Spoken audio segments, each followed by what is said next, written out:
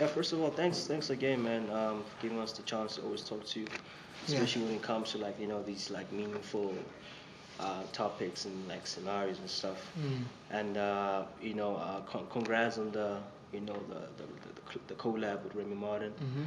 Thank you. I'm sad I missed the launch. I was Yeah. just like, damn, I was crazy. But That then was I just nice. want to start like from the beginning. Like, how did like you and Remy come together to actually agree on creating this experience? Yeah. Yeah.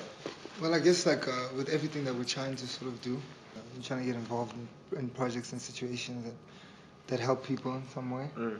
and you always get opportunities to sort of be the face of this or be the ambassador of this, and you always try to stay away Mm. uh, because there's no really there's no like legacy points. There's nothing that we're building for the next group of people that are gonna come through. Yeah.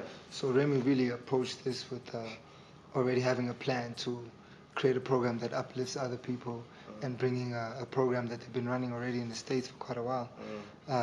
When somebody comes with that, I'm already keen to be involved. Yeah, yeah. So it was pretty much a natural selection to be like, let's work together on Yeah, it. I was thinking the same thing. I was like, yo, because I was aware of like the States version, and I think they're like on season 6. Yeah. And for it to be like, for the Remy one to start an essay with you, it's just like I said, it's just like a perfect fit. What's your overall impression of the entries, man? I mean, like, I try not to skim listen.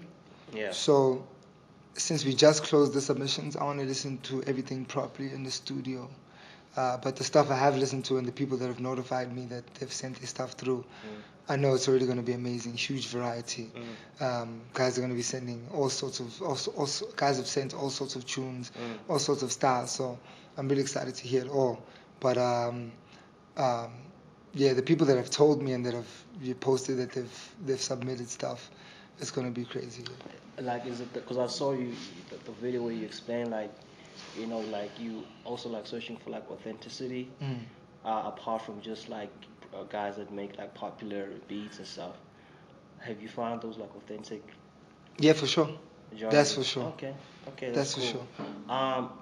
I mean, there's always like this like confusion with regards to producers versus like beat makers. Mm-hmm. You know what I mean? Like some people think like they're the same thing. Mm-hmm. You know, how would you define a producer, like a real producer, compared to a beat maker? Um, I get I feel like people get caught up in like the technicalities, and people like get caught up in titles. For me, as someone who knows how to make beats, I've always looked at myself as a producer, even before I produced Yeah. something, Yeah. But you see, with like the whole game sort of changing and becoming like TJs making tracks and people putting things together, it became different. I like to use a word, um, a different word. Arrangement. Arrangement is like supersedes producer and beatmaker. And arrangers are the most important people when making music. So if you're arranging the music and you're the beat maker, or you're not the beat maker, that's the most important real element. There's no battle between producers and beat makers because everyone's making something, everyone's trying to put something together, everyone's trying to arrange the music the best way they know how. But for me, a producer is a beat maker. A beat maker is a producer. It just depends on how far you want to take it. Because just because a beat is just a beat, it doesn't mean it hasn't been produced. Just because you haven't put vocals or called this person and put that person together, it doesn't mean you haven't produced. I've been seeing the conversations that people are having about what's the difference between producer and beat maker. It's like, for me, it's a pointless conversation because as long as you're making something, you're producing, Yeah, and if you're not making something, I don't know what you could call yourself. Because like I grew up like listening to guys like Jay Dilla and Madlib and them, and they were super producers, and I fell in love with their beat tapes, without any vocals, and and those were the best producers ever. You know what I'm saying? Yeah, They did less tracks with actual people than they did beat tapes, but they were the best producers ever. So, you know, I don't like the beat maker versus producer. Yeah. Conversation. I don't think it's like a real conversation. Yeah, I think it's like people that don't know how to like press the boards. Yeah, I don't know. And like, the boards. yeah, like people don't know how to press the boards, saying that they're producers, you know. Yeah. But you need to respect the producers, because when someone's making a beat, it's not like they're just making the beat and then sending it to you and expecting someone else to do all the work. They also have their ideas, and they also have, you know, what they think the track could be. It might not always turn out that way, but they do also have their ideas. So I wouldn't limit people that make beats and just call them beat makers. They're also producers. I mean, this Remy producers competition, man, it's quite amazing, you know. Especially, I love the element of it, just like giving like producers and beat makers, all these artists like an opportunity to showcase their work. You've received like I mentioned, like so many entries, you know. So what's the next step from here? I mean, because you know, I'm just imagining it's gonna be obviously start to climax at some point. So, wait, like what's the next step now? So basically, we're going to go in and select, and we're going to shortlist the dopest from each city, Cape Town, Durban, and Joburg. And we're going to narrow it down until we get the champion. So this month we're going to be doing events. I can confirm the events. Yeah. So this month we're going to be doing events where we're going to have the beat makers and producers come through, and now we're going to narrow it down and look for the champion. Yeah. I saw starting on the 27th.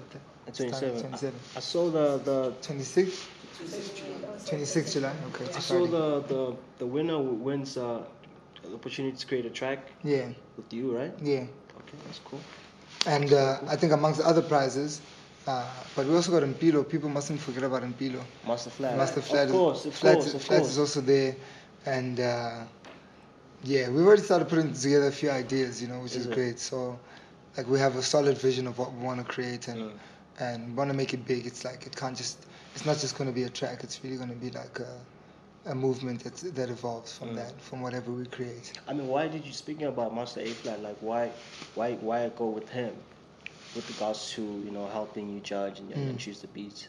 Well, I mean, we worked together for my first album. We used to actually perform together before he had his current position. Okay. That's interesting. We actually used to perform together. He actually used to play for me. And we've always had a great relationship, and it's a musical relationship. It's not a relationship based on like let's just, you know, let's have fun and take pictures together. It's like, let's get together and talk music. So it's always been that. So it's great that we could work on this together and sit down and make it something special for the producer that ends up on top. I mean, final question. I wanted to ask, you know, what makes a great producer, but you already answered that. Social media and stuff. Are there beats or sounds that you heard in the entries that might not make it, but you definitely like, yo, I need to hit this guy up, bro? Well, I just came off like doing The Voice now, and one day I realized like you can't take everybody, but everybody has an opportunity to do something. So you have to go in knowing that not everybody is gonna go through, but we're going to leave seeds for them to be able to still progress. You know, you don't have to be the winner of the competition or the series to be given an opportunity. You know, it always goes further, and you always have to make connections and make links. You know, we had 100 people at The Voice, and I would truly say maybe like 50 or 60 of them are people that could continue to do something in the industry. Amazing. So it's just about like getting that connection, putting them together. I already performed with some of the guys that got voted off the show. And once you link up over music and you understand what people like musically, it's difficult to say let's not try something. You can try it doesn't work sometimes, and then, you know, but as long as you're having each other's numbers and a vibe, there's always opportunity to do stuff. And that's the most important part. Like, building is the most important part, not necessarily winning. Yeah. Cool.